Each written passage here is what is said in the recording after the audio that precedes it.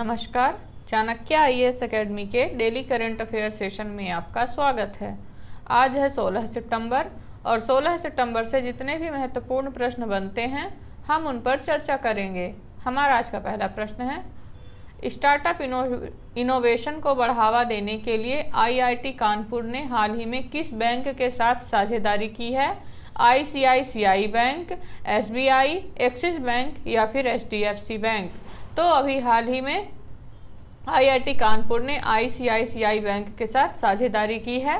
भारतीय प्रौद्योगिकी संस्थान कानपुर ने संस्थान में स्टार्टअप पारिस्थितिकी तंत्र का समर्थन करने के लिए निजी ऋणदाता आईसीआईसीआई बैंक के साथ एक समझौता ज्ञापन पर हस्ताक्षर किए हैं, जिसका उद्देश्य अपने स्टार्टअप इंक्यूबेशन और इनोवेशन सेंटर में स्टार्टअप और इनोवेटर्स को सशक्त बनाना है एवं कई कार्यशालाओं और सेमिनारों का आयोजन करके विदेशी व्यापार नीतियों के बारे में उनकी समझ में सुधार करके इनक्यूबेट्स का समर्थन करना है। हमारा आज का अगला प्रश्न देखेंगे, हाल ही में अंतर्राष्ट्रीय लोकतंत्र दिवस कब मनाया गया है? 10 सितंबर, 13 सितंबर, 15 सितंबर या फिर इनमें से कोई नहीं। तो अभी हाल ही में 15 सितंबर को अंतर्राष्ट्रीय लोकतंत्र दिवस मनाया गया है। अंतर्राष्ट्रीय लोकतंत्र दिवस प्रत्येक वर्ष 15 सितंबर को दुनिया भर में मनाया जाता है। अंतर्राष्ट्रीय लोकतंत्र दिवस 2023 की थीम है अगली पीढ़ी को सशक्त बनाना। इसकी स्थापना 2007 में संयुक्त राष्ट्र महासभा द्वारा पारित एक प्रस्ताव के माध्यम से की गई थी, जो सरकारों को लोकतंत्र को मजबूत और समेकित करने के लिए प्रोत्साहित करती थी। यह सांसदों की महत्वपूर्ण भूमिका को उजागर करने और न्याय, शांति, विकास और मानवाधिकारों को पूरा करने की उनकी क्षमता और जनादेश का जश्न मनाने का एक अवसर है। हमारा आज का अगला प्रश्न देखेंगे, हाल ही में किस प्रमुख संस्था ने नई योजना सेवा के साथ स्वास्थ्य कल्याण क्षेत्र में प्रवेश किया है? Max Life insurance, Bajaj life insurance, Sahara India या फिर इनमें से कोई नहीं। तो अभी हाल ही में मैक्स लाइफ इंश्योरेंस ने नई योजना जिसे सेवा यानी कि secure earnings and wellness advantage plan के साथ स्वास्थ्य कल्याण क्षेत्र में प्रवेश किया है। मैक्स लाइफ इंश्योरेंस कंपनी ने प्रमुख पेशकश secure earnings and wellness advantage plan के लॉन्च के साथ स्वास्थ्य और कल्याण क्षेत्र श्रेणी में अपना प्रवेश किया है, जिसका उद्देश्य वित्तीय समावेशन के लिए महिलाओं और ट्रांसजेंडर ग्राहकों के बीच बीमा अपनाने को बढ़ावा देने के लिए यह इन ग्राहक वर्गों को पहले वर्ष के प्रीमियम में 5% की छूट प्रदान करता है एवं आधुनिक उपभोक्ता की बढ़ती जरूरतों को पूरा करने के लिए स्वास्थ्य सुरक्षा और समग्र कल्याण लाभों को एकीकृत करता है। हमारा अगला प्रश्न देखेंगे, हाल ही में किस राज्य सरकार ने बैंकिंग सेवा प्रदान करने के लिए सार्वजनिक क्षेत्र के बैंकों के साथ समझौता ज्ञापन पर हस्ताक्षर किए हैं? कर्नाटक, बिहार, महाराष्ट्र या फिर ओडिशा। तो अभी हाल ही में ओडिशा गवर्नमेंट द्वारा सार्वजनिक क्षेत्र के बैंकों के साथ समझौता ज्ञापन पर हस्ताक्षर किए गए हैं। ओडिशा सरकार ने सीएसपी प्लस बैंकिंग आउटलेट के माध्यम से राज्य की सभी बैंक रहित ग्राम पंचायतों में बैंकिंग सेवाएं प्रदान करने के लिए 6 सार्वजनिक क्षेत्र के बैंकों के साथ एक समझौता ज्ञापन पर हस्ताक्षर किए हैं, जिनका उद्देश्य 5 वर्षों के लिए किराया मुक्त बैंकिंग स्थान प्रदान करना और 3 वर्षों की अवधि के लिए निश्चित लागत और आवर्ती खर्चों के लिए एकमुश्त खर्च वहन करना है।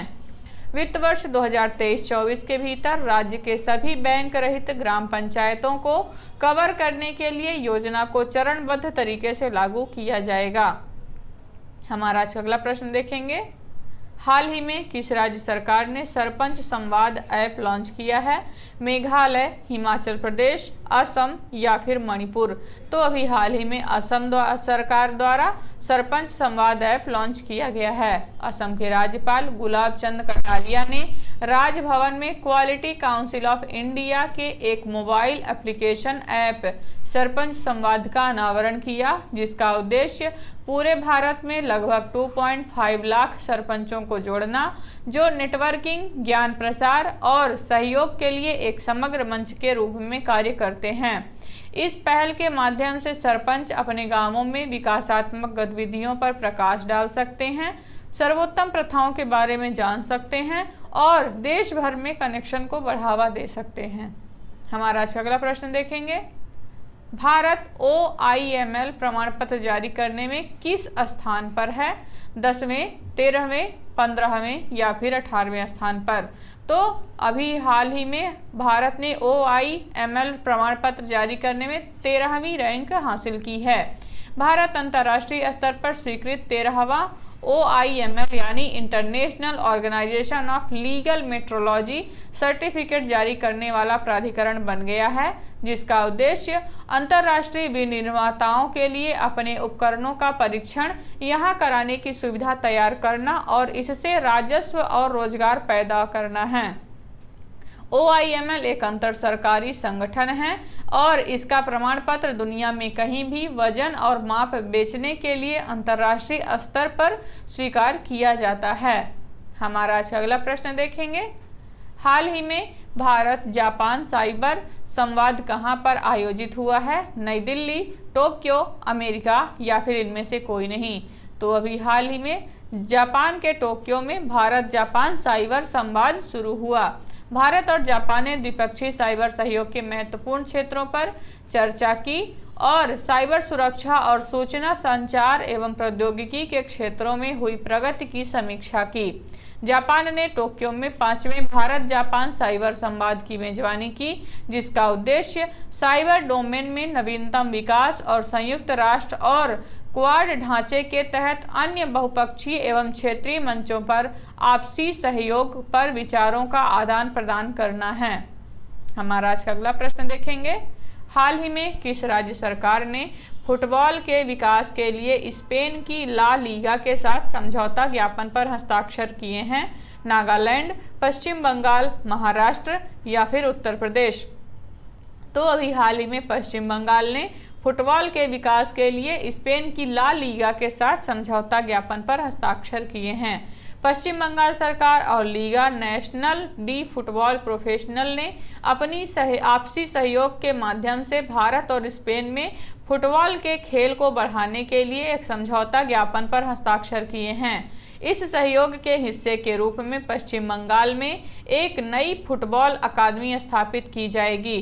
पश्चिम बंगाल सरकार और ला लीगा के बीच समझौता ज्ञापन का उद्देश्य फुटबॉल को उत्साही प्रशंसकों के करीब लाना और इतिहास बनाना है। हमारा आज अगला प्रश्न देखेंगे।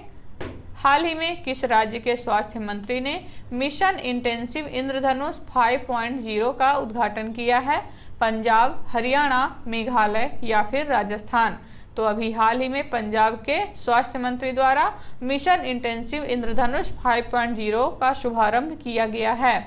पंजाब के स्वास्थ्य मंत्री बलवीर सिंह ने मिशन इंटेंसिव इंद्रधनुष 5.0 का उद्घाटन मोहाली में doctor BR Ambedkar medical college में किया। इस मिशन इंटेंसिव इंद्रधनुष 5.0 का मुख्य उद्देश्य उन गर्भवती महिलाओं को कवर करना है जिन्होंने आंशिक टीकाकरण प्राप्त किया है या जिनका टीकाकरण नहीं हुआ है।